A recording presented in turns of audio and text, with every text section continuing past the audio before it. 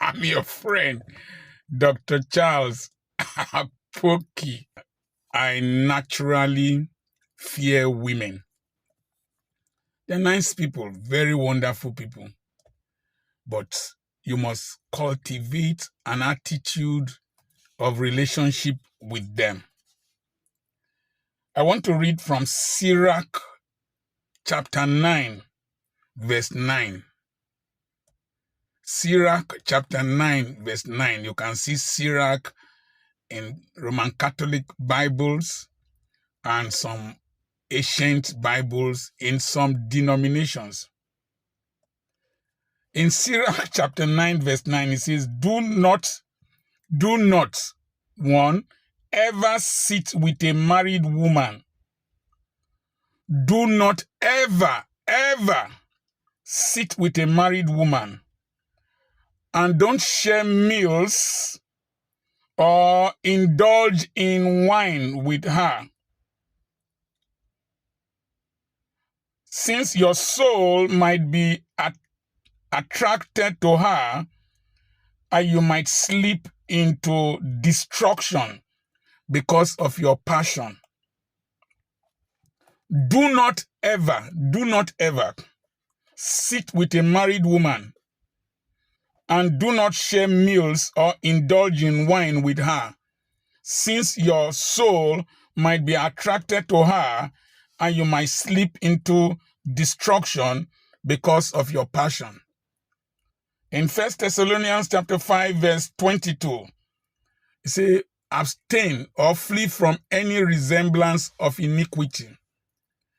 And Bishop Sam Oyede would say, lead me not into temptation is easier than deliver us from evil. And Dr. Apoki will say in Urobo language, Kenomake is better than Agerio. That is, give a distance from potential problems is better than please come and help me. Somebody help me. Now, the first case of sexual harassment really documented is between Joseph and Potiphar's wife. When the woman desired Joseph and Joseph refused to succumb, she attempted to grab Joseph, and Joseph fled and left his coat behind. Let me tell you something. This is a neutral discussion that somebody has requested I should do. But there are key principles. Number one, there are rules of engagement between married men and women. We just saw one now. Do not sit close. Do not share a meal. Do not indulge in wine with her. So always give a gap between yourself and a woman. Because if she accuses you of anything, you are most likely going to be found guilty. I'll tell you a little story. My wife, I went to preach. Before I came back, my wife employed a personal assistant to her, a fair young lady, jeans trouser wearing lady. I was laughing. My wife would ask me, why are you laughing?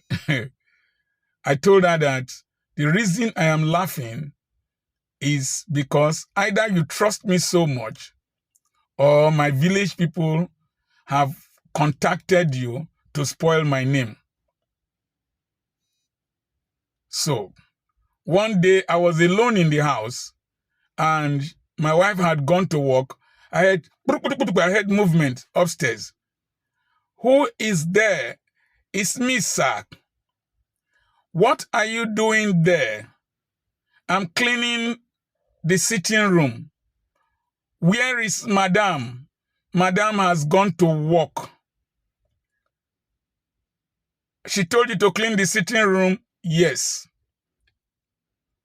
I went inside, I locked the door leading to the sitting room, then I locked the door leading to the bedroom, and I stayed inside. I have learned very early that if a woman accuses you, you are guilty until proven otherwise. And so, try as much as possible to keep a distance between yourself and an unmarried lady and a married lady. Keep a distance. There were some pictures I took a few years, about a year or two back, and recently, and some other videos. One of them, people started misinterpreting it. When they saw the video I made, why I left my wife. They say, is it because of this girl? You left your wife. Wicked man. So, the truth of the matter is that people will always interpret things with what is in their mind. The next thing is that if you are a married man, make sure, even if you are not married, if you are relating with a female, let there be a chaperone. In the hospital in those days, if we were seeing patients, particularly female patients, ensure that a nurse is standing by. Because if you want to examine the upper portion of a woman, some of the women, their nipples will stand erect. If you are not careful, it might be misinterpreted. They just have their nipples stand erect. If you want to examine the breast of a woman, if the right breast is the one that has pain, you are supposed to start from the left breast so that you can know the normal consistency before you examine the right breast. And you must explain to her, cover the other part of her body that you are not examining. You must explain to her, madam, I want to examine the right breast first so that I will know the normal consistency before I examine the left one. Make sure there is somebody, a nurse, female nurse with you there. Because if you just go and start examining the left breast and she shouts, doctor, why are you coming to examine my left breast? That's not the one that has pain. You are in trouble. You must always explain. If your friend has a wife that has an official relationship with you, if you want to do anything that might affect her, call the husband. Explain to the husband, we want to do so in the school. We will change your wife's class to another class. Let it not be that I am victimizing her. It is the new policy in the school. Your friend will understand. If there is the need to execute some changes, ensure that other women are aware about these changes so that it does not become as if you are victimizing. I wanted to give a married woman money who was residing near my school to add to her business. I had not had a very good relationship with the husband. When I mean very good, we were not pally-pallies. But I saw they were going through distress. So I told my elderly security man that I wanted to give some money to this woman to start her business. And I told my wife, if you told your wife before doing that thing, it will be better understood. I told my wife, then I gave the money to my daughter to give to the woman. That will save you crisis. If not, why are you giving money to my wife? Have I become so poor that you are the one giving money to my wife? Don't hold meetings alone with women. Married women, single women, let there always be a witness, particularly a female and more than one witness. Don't hold meetings with women in hotels. Don't hold meetings with women in hotels. Okay, my travel agent brought documents to me in my hotel. We went to the reception. We looked at my travel documents.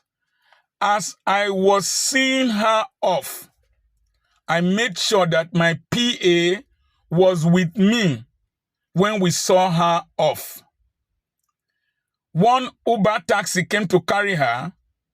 Surprisingly, I didn't know that the Uber taxi driver knows me. This is far away Lagos. My PA was there and with me before she entered the taxi. If I carry women who are not married to, they are not my wife, not my family members, they usually sit at the back seat. At the back seat. I don't give lifts to women. Because if you give lift to a woman and you drop her and she grabs you, pay me the money I used to service you last night. You cannot, you go explain, tire. You go explain, tire. So as a man, in a nutshell, try to avoid unnecessary proximity to women. If you work together with women, make sure you have a chaperone, you have witnesses.